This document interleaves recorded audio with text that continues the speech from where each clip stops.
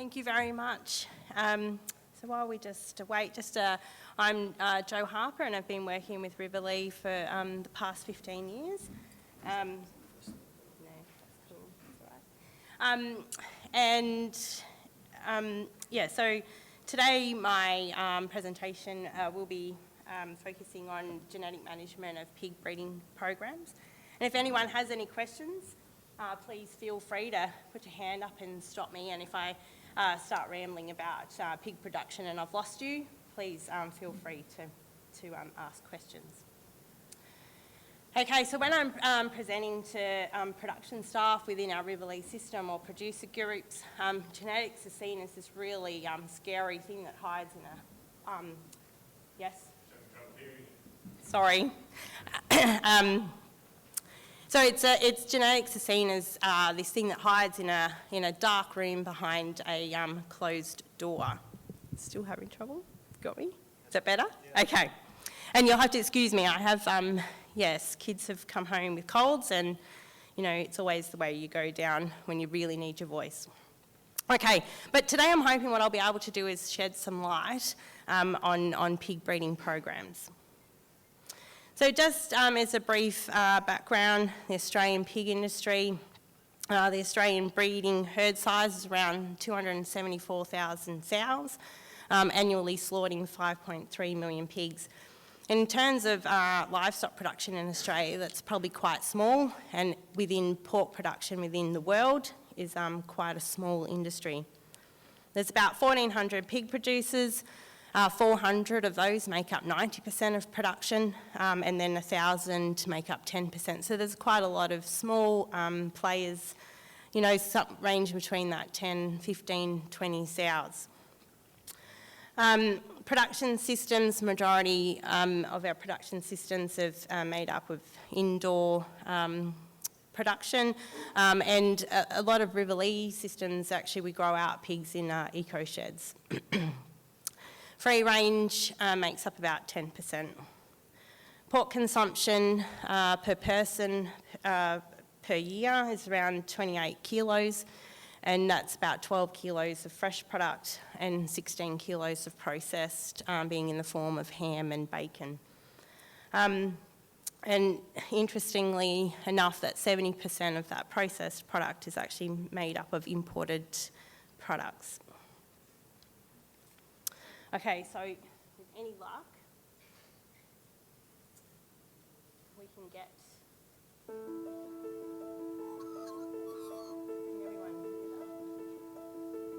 Sustainable and healthy food production is a global concern. At Rivalea, we're focused on meeting this challenge. Our prime agricultural land, favourable climate, access to water and commitment to sustainable farming supports our agricultural enterprises and food manufacturing capabilities. We're a fully integrated pork producer employing more than 1,100 people across feed milling, farming, processing, marketing and distribution. Rivalea's stock feed is produced in our 3 feed mills and accounts for all our requirements. We also manufacture a diverse range of livestock feeds for external sale. Our operations are based around our 7 owned farms and supported by strategically located contracted farms, producing over 64 million kilograms of pork each year.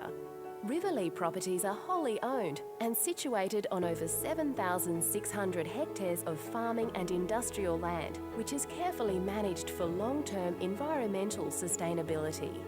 With commitment to research and development, we're at the forefront of the industry and strive to deliver best practice. Our highly trained people are welfare focused and seek continued improvement in all aspects of animal husbandry. We're committed to care for every animal every day. Our pigs are raised in environmentally controlled conventional sheds, naturally ventilated eco sheds or free-range farms with specialised diets and welfare management front of mind. We've successfully implemented many energy efficiency projects and are constantly looking at ways to improve. This includes our first biogas collection and electricity generation facility. The company's processing plants are strategically located at Corowa and Melbourne. Corowa ensures the transport of company-owned livestock is minimised, while Melbourne allows for the contract processing of external livestock. Combined, we account for 24% of Australia's pigs. Rivalea's major customers include supermarkets, wholesalers and butchers, and our increasing focus on the consumer has driven the growth of our branded products. The range includes everything from whole carcasses through to boned meat and shelf-ready products. Our aim is simple: to provide Australia with the finest pork, from our farm to your table. Let's discuss Rivalea.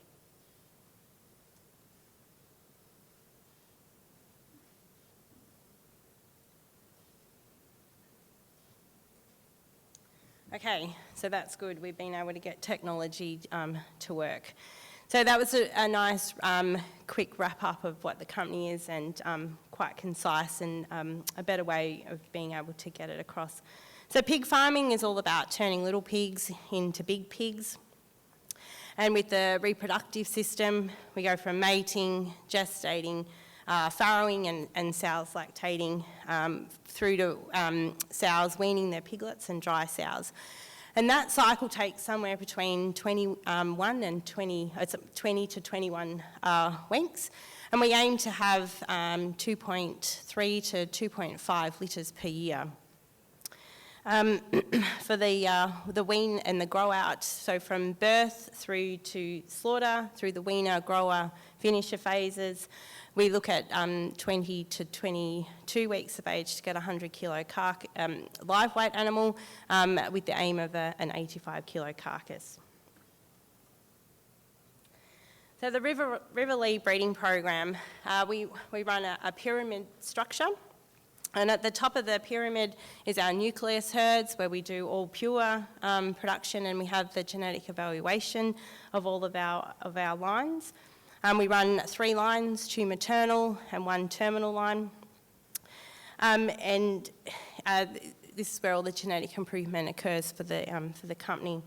Within the second tier, we have the multiplication phase, and where we cross our 2 maternal lines to produce an F1 female. And then those F1 females then go on and be used within our commercial production at the bottom, in the bottom tier.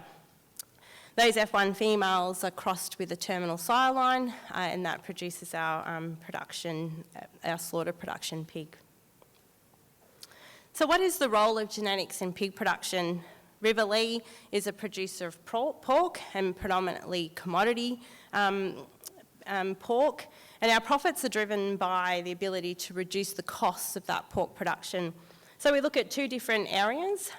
So one, improving the slaughter progeny performance, and 2, improving the breeder efficiency. By focusing on these 2 areas, we're able to improve our profit and reduce our costs, and therefore we're able to put some money back into our piggy banks. So how do we go about doing this? To improve breeder efficiency, we use maternal lines, and we have two lines that we have here. And predominantly we focus on reproduction traits. So we look at the number of born alive, so the number of piglets born alive in a litter.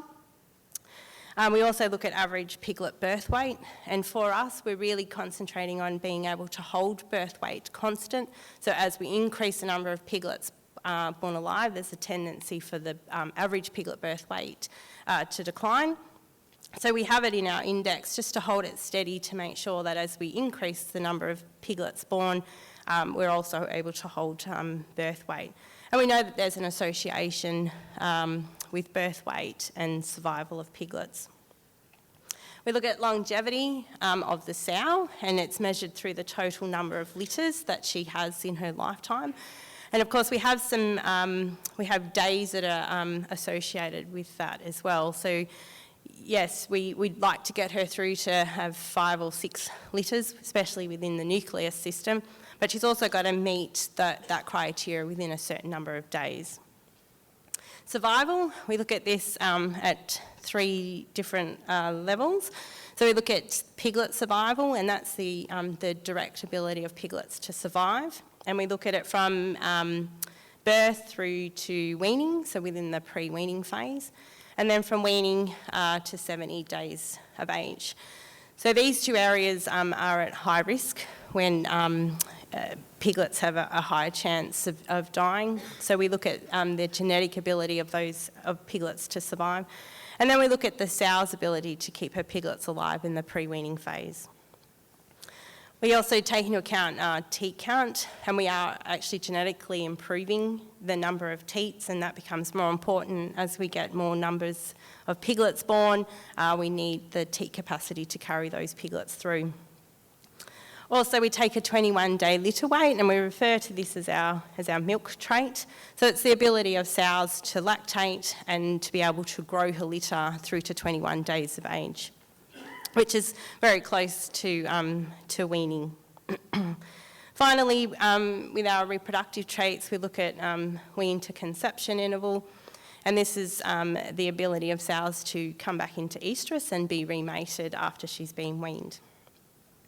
So although these lines are focusing on improving breeder efficiency, they also supply genes and provide genes into our slaughter pigs. So we really want to ensure that we're able to hold constant production traits. So we look at back fat measurements, average daily gain and growth rate of these animals. And a big focus of all of our lines has actually been looking at E. coli resistance. So we look specifically at the K88 strain of E. coli, and we found roughly just shy of 10 years ago that we had some naturally occurring resistant animals in our population.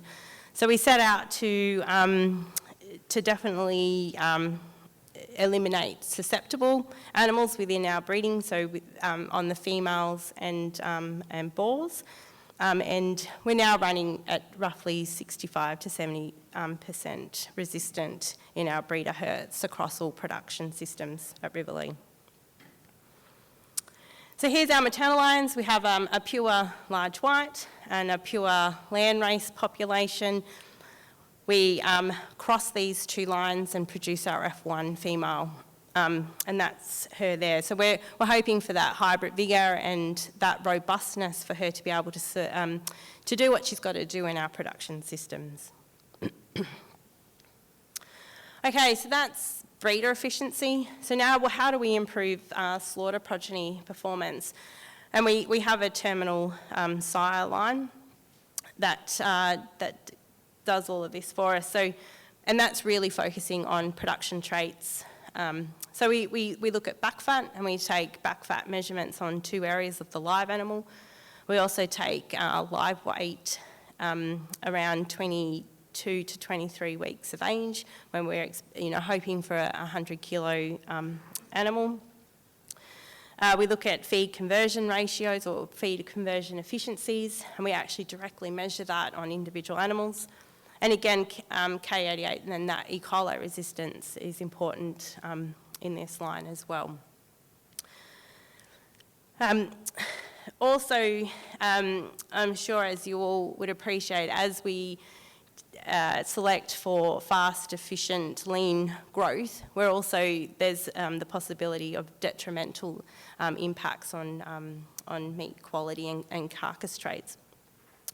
So all animals that are not selected within our terminal sire line that go to slaughter each week actually have some meat quality testing done on those. So we slaughter the animal, and 24 hours later we take some carcass traits. So we look at meat colour and the pH level of the carcass 24 hours post-slaughter. And finally, we look at, we measure indirect traits. And some of you in the room may be familiar with IGF-1, the insulin-like growth factor, and I believe there's been some work done in beef cattle. This is a measurement, a simple blood test that we take just post-weaning, and it's an indirect measure of animals' ability for lean, efficient growth. So here's our terminal sire line. It's a Duroc-based line, and it's mostly coloured. So They're probably our favourites because we're able to identify them a little bit easier within our production systems. So artificial insemination plays a huge role at Rivalea and within our breeding programs. We have an AI centre, and all boars and all males that have been selected as the next generation all go out there. And all of the genetic improvement across the company comes via semen.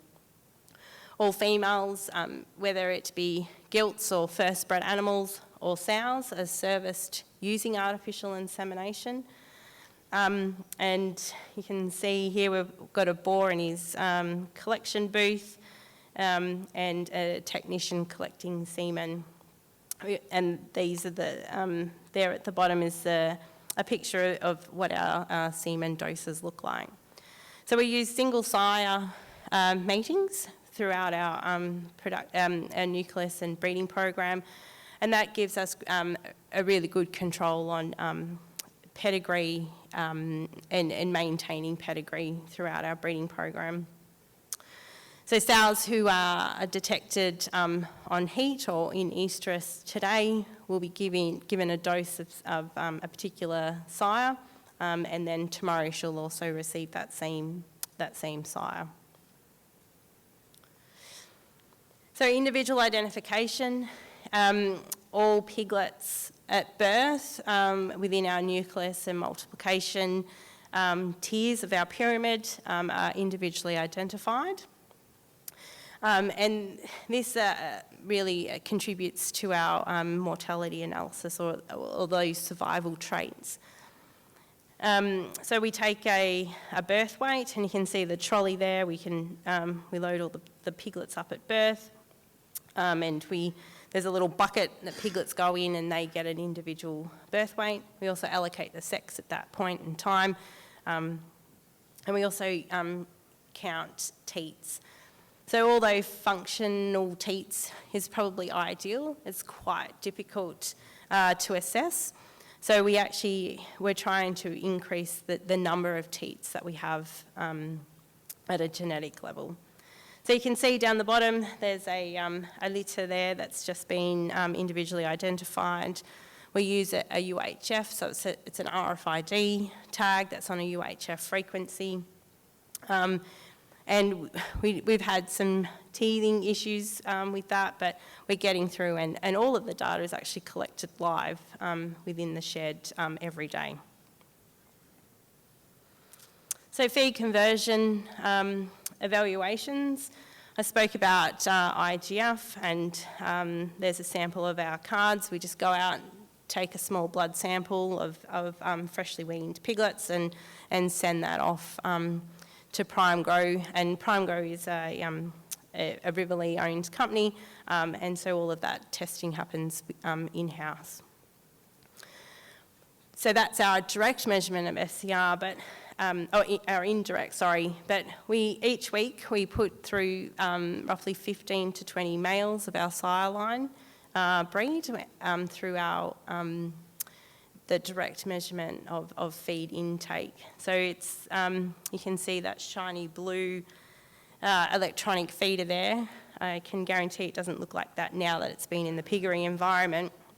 But it actually measures the amount of feed that individual pigs eat on a visit basis. So it'll actually measure every time a pig visits and how much it eats.